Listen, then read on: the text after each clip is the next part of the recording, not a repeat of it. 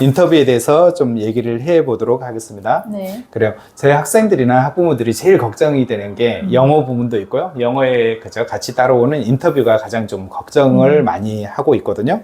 그래서 혹시 학생들이나 학부모에게 줄 수 있는 조언이 있으세요? 인터뷰는 네. 일단 뭐 조언이라고 하면은 제일 먼저 내가 가고 싶은 학교가 어떤 학교인지 정하는 것이 가장 우선입니다.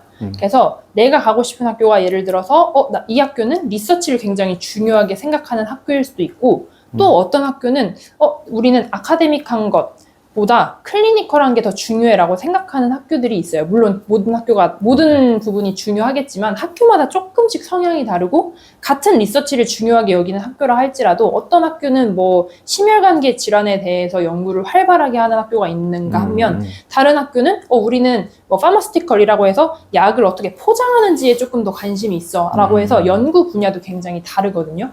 그래서 내가 어떤 학교를 가고 싶은지, 나는 어떤 공부를 하고 싶은지, 나는 대학 이후에 어떤 사람이 되어서 어떤 분야에서 좀 사회에 영향력을 미치고 싶은 사람인 건지에 따라서 나의 인터뷰나 학교를 선정하는 데 있어서 방향성이 당연히 결정이 되어야 된다고 저는 생각해요.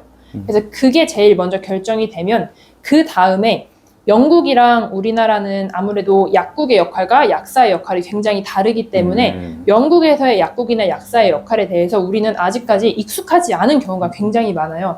그래서 제일 먼저는 영국에서 약사는 이러이러한 역할을 하는구나. 영국 약사는 이런 종류가 약국에서 일하는 약사들도 있고 병원에서 일하는 약사도 있고 아니면 그냥 산업 분야에서 일하는 사람들도 있는데 각각이 어떤 역할을 가지는구나에 대한 리서치가 제일 먼저 필요할 것 같고요. 이제 그걸 바탕으로 나는 어떤 사람인지, 그죠. 네, 그래서 어떻게 얘네들이 어떤 자질을 필요하면 나는 어떤 자질을 가지고 있고 그 자질을 뭐 어떤 경험을 통해서 쌓았어 이렇게 얘기할 수 있을지에 대한 이런 걸 차근차근 하다 보면 인터뷰 준비 자체가 막 크게 어렵다기보다는 어떻게 보면 좀 재밌는 과정이라고 생각해요. 그렇죠. 처음 인터뷰를 준비할 때 한국 학생들은 굉장히 어려워하죠.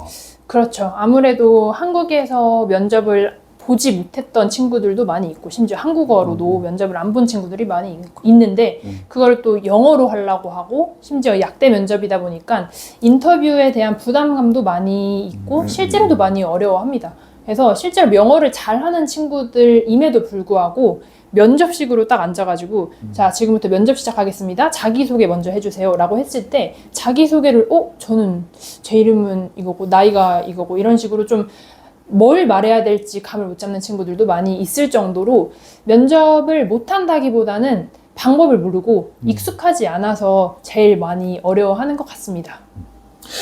그리고 영어를 잘하는 사람은 좀 유리하고 영어를 못한 사람은 좀 불리할 텐데 어떠세요? 영어에 따른 뭐 인터뷰 준비 레벨은 어떻다고 생각되세요? 당연히 영어를 잘하면 일단 내가 말을 하고자 하는 이 소통의 수단이 익숙하면 익숙할수록 배우는 속도가 빠르고 익숙해지는 속도가 빠르고 발전의 속도가 당연히 빠릅니다. 근데 영어가 내가 조금 불편하다고 해서 난 무조건 인터뷰 못 볼 거야. 이건 또 아니에요. 그래서 자기의 수준에 맞춰서 나는 이 정도로 이야기를 구사를 할 수 있으니까 그 내용을 알맞게 집어넣는 이제 그래서 준비 과정이 사람마다 좀 많이 필요한 게 그런 이유에서라고 저는 생각합니다. 그리고 약대 인터뷰가 사실은 이제 입학에 굉장히 중요한 부분으로 이제 떠올랐는데 전에는 사실은 약대 인터뷰를 전혀 안 하는 경우도 꽤 있었거든요. 근데 하지만 지금은 약대 인터뷰를 안 하는 학교가 없고 사실 제 학생들도 떨어진 이유가 약대 인터뷰인 경우 꽤 많거든요. 그래서 약대 인터뷰는 트레이닝을 굉장히 좀 많이 해야 되죠.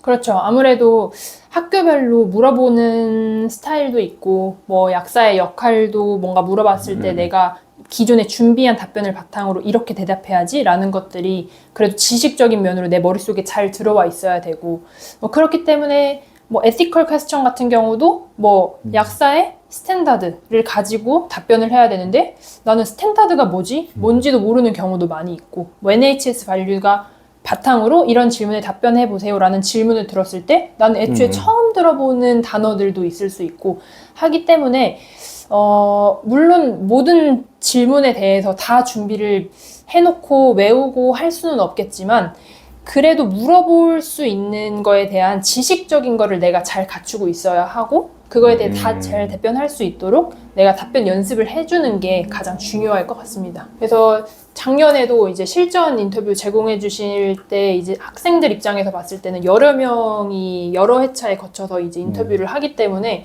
이제 그 전 회차에 어떤 질문을 했는지 이제 이 멘토 입장에서는 보이고 어떤 답변을 했는지가 보이는데 회차를 거듭하면서 좀 이 학생의 답변이 디테일해지는구나. 이 학생의 답변이 좀 뭘 말하고자 하는 걸 많이 좀 이제 리서치를 했구나. 좀 약간 이제 현실화돼서 뭔가 좀 솔리디파이해서 이야기를 하고 있구나라는 게 눈에 보일 정도로 조금 많이 발전이 되고 있거든요. 그래서 사실 인터뷰 준비는 여러 번 부딪혀보고 그렇죠. 또 누군가가 질문했을 때 내가 준비한 답변을 머릿속에서 끄집어내보고 이거를 실제로 반복해보고 하는 과정이 가장 중요한 것 같아요.